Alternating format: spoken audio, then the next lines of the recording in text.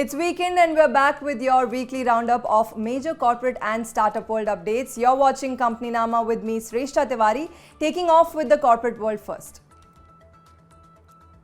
Tata Motors has announced on November 9 that it will delist its American Depository Receipts, which is ADRs, from the New York Stock Exchange from January 2023. The leading global automobile manufacturer has said that it has terminated its American Depository Share ADS program roughly around 18 years since they first started trading.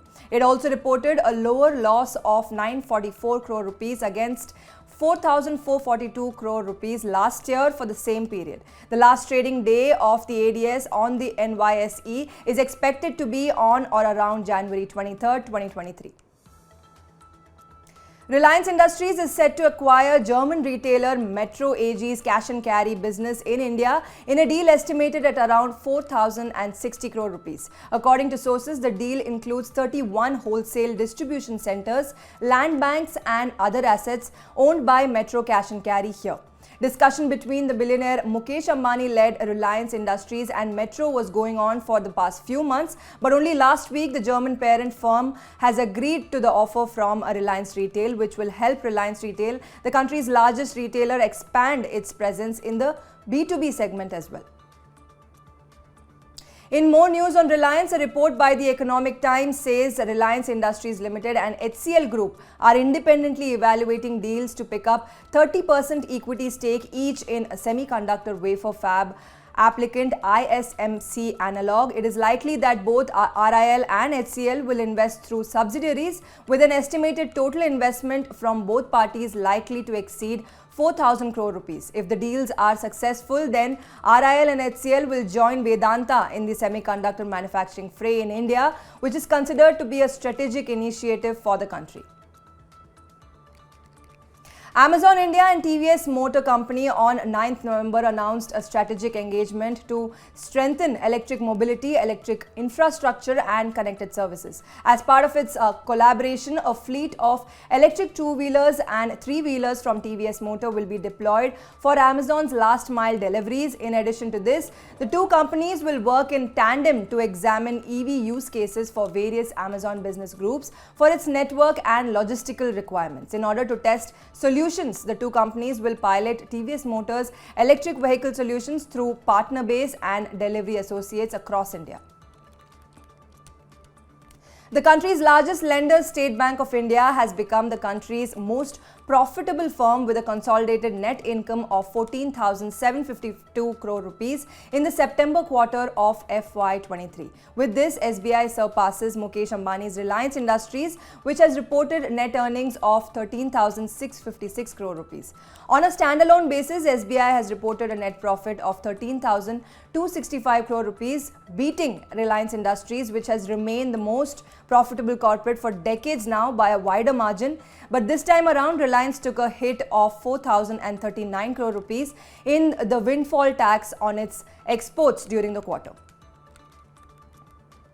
Japan's Nippon Life, which has a 49% stake in Reliance Nippon Life Insurance Company, has initiated discussions with Birla Sun Life Insurance for a possible merger. The talks were initiated after RCAP's administrator invited bids for the 51% stake in RNLIC.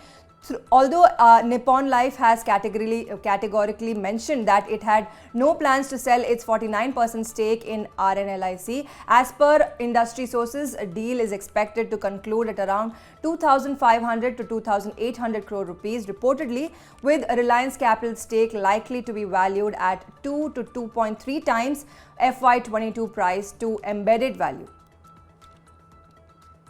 US private equity major KKR on 8th of November said that it has signed agreements to invest $400 million, which is about 3,262 crore in rupees if valued, in decarbonization platform Serentica Renewables, a group company of the billionaire Anil Agarwal, which plans to provide clean energy solutions. Serentica Renewables is wholly owned by Agarwal's Twin Star Overseas, which owns and controls stakes in Sterlite Power Transmission and Sterlite Technologies. The company had set up its decarbonization platform in September this year. Over to the segment that focuses on corporates that are surrounded with controversies. So, which were those companies that were on the radar this week? Let's find out. Reliance Jio Infocomm has, in a bid to expedite the acquisition process of the debt-laden Reliance Infratel, has offered to deposit the total resolution amount of 3,500 crore rupees in an escrow account.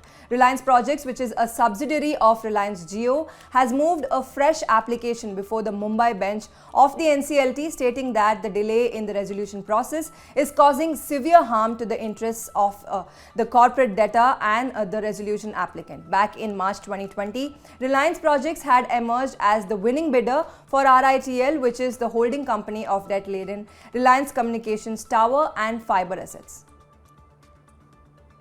As many as 107 applications pertaining to flouting of securities law were settled with capital markets regulator SEBI, fetching 59 crore rupees through settlement charges in 2021-22.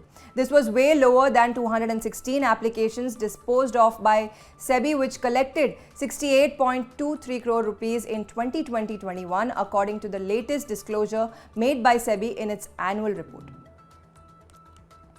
IndiGo on November 8th has said that around 30 aircrafts are grounded due to supply chain disruptions, and the country's largest airline is evaluating wet leasing of planes and other options to boost operations. At the end of September, IndiGo had 279 aircrafts in its fleet. As per reports, IndiGo's spokesperson has said that globally the aviation industry continues to face significant supply chain disruptions. Well, those were all the big corporate world updates this week, talking about startups where it looks like it's a layoff storm out there. Let's find out what's boiling down in the startup world. Meta Platforms, the parent entity of social media platform Facebook, has sacked over 11,000 employees and is set to extend the freeze it has imposed on new hirings. This is the 13% of the company's workforce which has been laid off. This is the first major round of layoffs at Meta, and it is being considered as the most drastic one since the time Facebook began in 2004, reflecting a sharp slowdown in the digital advertising market due to the economic downturn. The company has stated that the employees who will be laid off will get 16 weeks of base pay salary along with 2 additional weeks for each year of service provided to the social media platform. In India specifically, Meta has about 300 to 400 employees, although it is unclear how these layoffs would affect Meta's India business. Process-backed edtech firm Brainly, an online community learning platform, is said to have fired a portion of its employees globally, including around 30 people in India. The Indian team had around 35 people, with most of them operating out of its UB City office located in Bangalore. As per its sources at the firm, almost the entire Indian team was fired over a Google Meet call on October 28th. Each department was called separately, and a total of around 30 people have been laid off. Only 5 from the Indian team have been retained. At least 50% of the impacted people were women who were hired barely 2 to 3 months ago. Keeping diversity in mind, while the 5 retained have been working from home and working since the last 5 years.